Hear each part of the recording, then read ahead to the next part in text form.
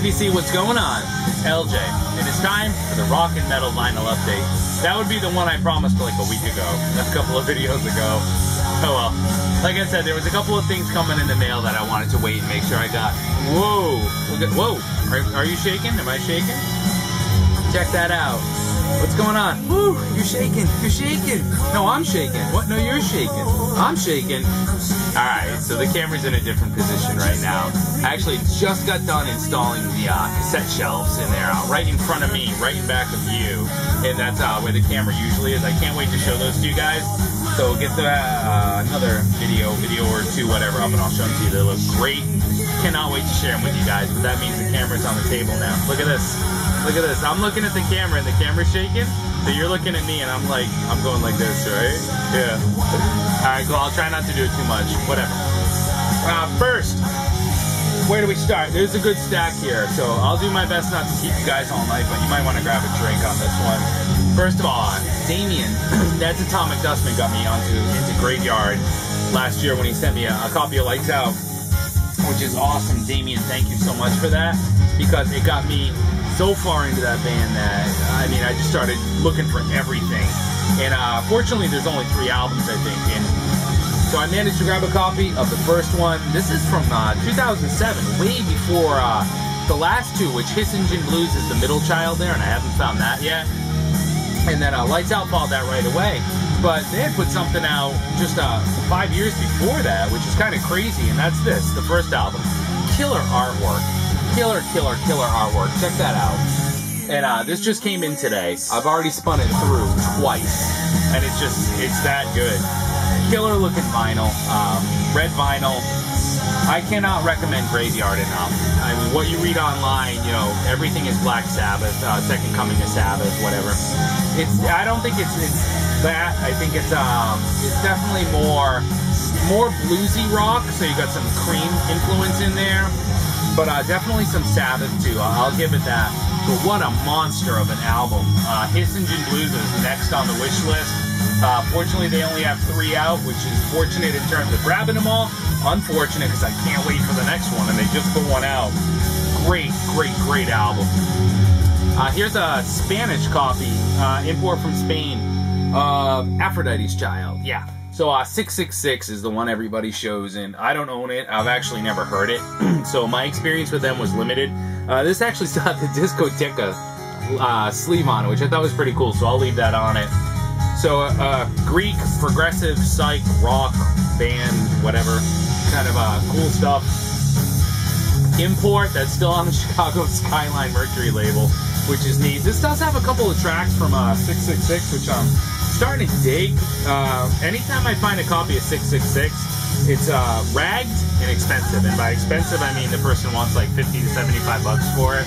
And that ain't gonna happen. Not on my watch. I wouldn't, hell no. I wouldn't even let somebody get that for me. But this has Vangelis, of course. Vangelis, Papa Thanasiayu. How'd I do with that? I'm sorry, I didn't mean to piss off anybody if I said that wrong. Whatever. Here's a grail. I've been waiting to get this forever. Such a tricky one to find. Orchid. Yes. Absolutely awesome. Orchid's Capricorn. Man, this is an album that it's in stock, it's out of stock. It's in, it's out. It's in, it's out. It's an import, so it can be really tricky to get your hands on. Easily one of the best albums, best new albums I've owned, heard in a long time. Check out how this package is done too. Let me put this together right. Look at that. Look at that. This is just so cool. It's been tricky because when it shows up, it's on black splatter vinyl. It's either pricey or sold out right away, or both. And this is a band that Greeno turned me on to. You know, he got it and he just went nuts, and he was like, you gotta hear this. Check out this poster. Full-size poster that comes with this. I mean, this could not be any cooler. So, I mean, check that out, right? That's how you do it. Wait, you put this stuff on the door. That's what you do, like right there. Look at that. There you go. There you go. There's your demon goat guy. Wow. Absolutely wow. I'm just speechless when it comes to this. Capricorn, the video for that is here on YouTube. Head over, check it out. Orchid Capricorn. Their new album comes out in early May. I already pre-ordered a copy. I cannot wait to get my hands on it. Like I said, this is, you really want the second coming of Black Sabbath, early Sabbath. If that band had to start today, Black Sabbath, it would be Orchid. Whoa. Whoa. And not just like a cheesy knockoff either, like as in absolutely amazing, amazing, amazing, whatever. Sword. I don't know if I showed this one or not. This is Warp Riders. I was late, tardy to the party with the sword. Everyone is showing out the new one, Apocryphon, I think it's called. And I didn't even have Warp Riders, so this is the first one that everyone, was kind of talking about. So I figured, let's go back to the beginning. Let's check it out. I grabbed this, oh man, I don't know, 5 or 6 months ago. It's been here for a while. So I said I can't even remember if I've showed it or not, but I wanted to make sure I did, because if you're not into the sword, if you haven't heard it yet, it's not an expensive grab. Absolutely worth it. Very cool stuff. This is, was I excited about this album. Could not wait for this to come out. It is Saxon Sacrifice. Right on. Man, this got really tricky to find really fast, because the pre-release price was actually so good. I saw it for anywhere from 10 to 15 bucks pre-release. So it sold out and went back order status everywhere. It's a picture disc. Check that out. And to answer the first question right away, how does it sound? It sounds amazing. Amazing. There's nothing wrong with this pressing. I mean, anybody that's making picture disc should take notes from the Saxon camp. That's how good this sounds. Man, this is like the best Saxon I've heard in forever. It takes you straight back to the 80s. I mean, just good old Saxon. This stayed on the turntable for a day straight. It probably spun 3 or 4 times per side. Thank God for repeat functions. Take that, Riga owners. Very, very cool stuff. Highly worth checking out. Not to be missed. I guess now it's just tricky to find in stock, but not impossible. Keep your eyes open. Here was another pretty cool pickup. This is Scorpions, Lonesome Crow. Their first album, by most accounts, really their third. They had some other stuff out. Just one that I didn't have on vinyl. So when I saw a really nice copy, the later press, it has the Michael Schenker sticker on it. This is on Balm, the Canadian pressing. It just showed up at the right time and at a really great price. So I was kind of powerless. It's one of those time to add it to the collection. And, a lot of the reviews I read will do the, it's, hey, it's not, mid-80s Scorpions. It's not the Scorpions you know and love. And I don't know about that. It's definitely not 80s Scorpions, but it's not supposed to be. It's 70s Scorpions. So it sounds more like the older stuff, like Virgin Killer kind of stuff. Good stuff. Speaking of Scorpions, Wooly John Roth leads the Scorpions and starts Electric Sun, Earthquake. This I grabbed 3 or 4 months ago. Very, very, very, very, very mediocre. Because Wooly is a killer guitar player. The guy can shred, but the guy can't sing. Not that good anyways. That's Claw's main steel. But, again, your 70s hard rock collection just isn't complete without it. Especially when you stumble on it on the Brain label. So, that alone, I mean, right there, it was a had to be done. Had to be done. So cool. German pressing on the Brain label. No, that's not the right inner sleeve, because the right inner sleeve is in there and has a split on one side. Okay. Very, very cool stuff. Definitely one worth checking out. Released in '79. It's got a little funk in it here and there, which kind of threw me, but whatever. This showed up the other day. I had to grab it. It's a great original pressing on Elektra of the first Metal Church LP. I have one other copy of this, and it was in need of an upgrade. So when this showed up in great shape, I could not say no. It is just one of those, it never shows. So I'm just keeping both. And the last time I saw one of those, I was talking to Greeno at the time, had to have been 2-3 years ago. It's just that stuff just does not show up anymore. It sucks. Let's see. So I went out and picked a record collection the other night. This guy had like 200 albums. It turned out to be almost nothing worthwhile. But I did grab, I don't know, maybe 6 or 8 albums and another piece of equipment that I'll show in another video. 2 I grabbed from him, both are import pressings. First is Nazareth's Greatest Hits. This is I believe this is from Holland. Is this Netherlands? Yep. So this is a Netherlands LP. It's on Vertigo.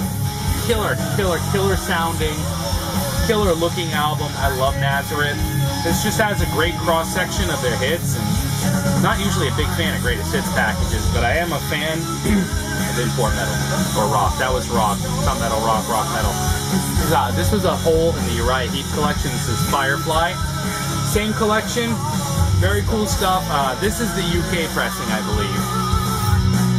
Yeah, this is on bronze.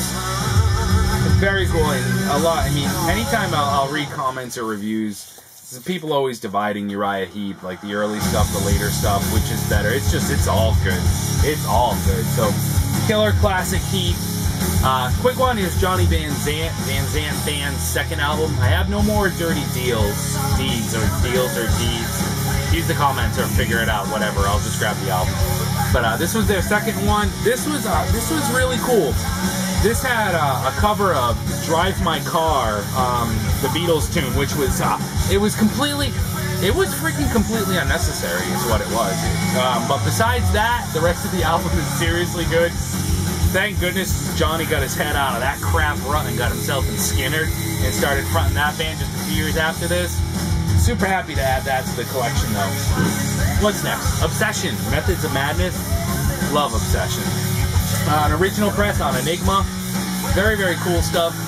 What I love most about Obsession is this is where Mike Becerra started off. And Mike Becerra would go on in front. I grabbed this just to show you Loudness. Soldier of Fortune. Sacrilege, maybe. My favorite Loudness LP.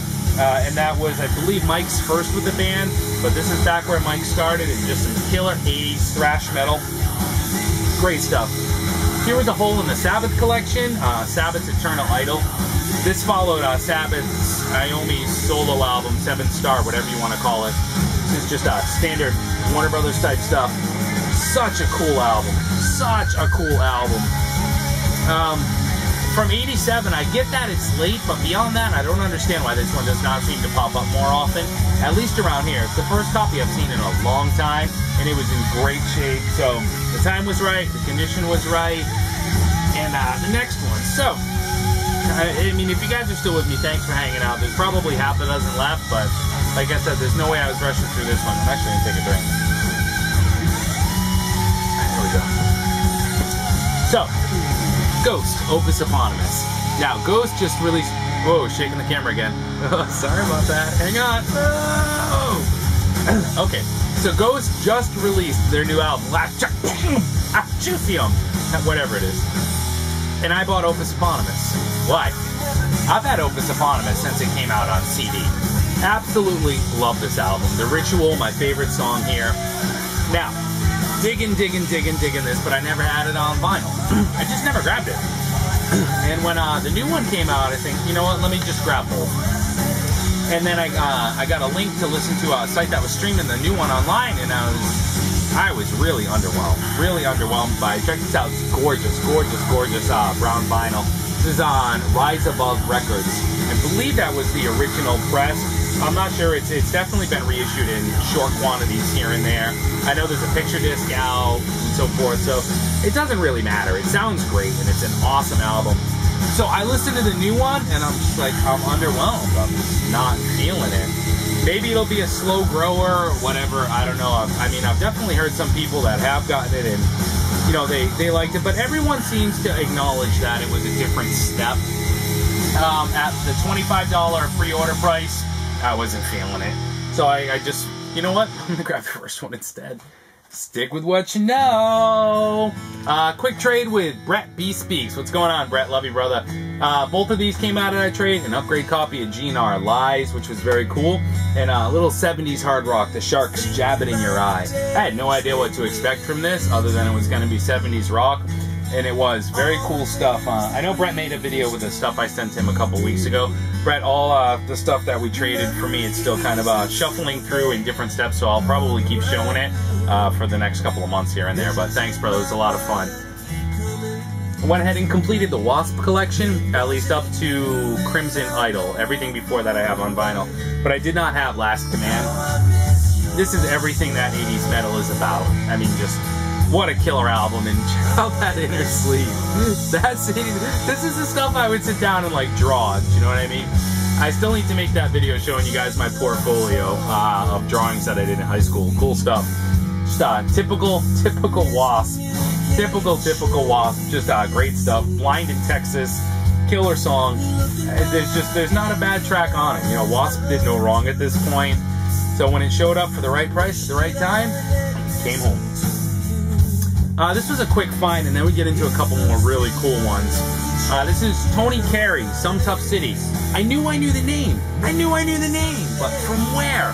Hell, I'll just grab it. It looks right? And it was a great AOR 80s rock album. Then I realized where I knew Tony from. Planet P Project, which is Tony's other band. Also not very well known, and I dig if nobody gets it or knows it, whatever. I played some Planet P in a video a couple of months ago. Very cool stuff, but it was Tony Carey's band. If you want to check out a good AOR, early 80s hard rock album, check it out. If you want to check out a seriously silly 80s hard rock album, if I can even call it that, check out Meatloaf, Dead Ringer. Alright, I didn't have it, I saw it, it was mint, I grabbed it. What can I say about Meatloaf's Dead Ringer?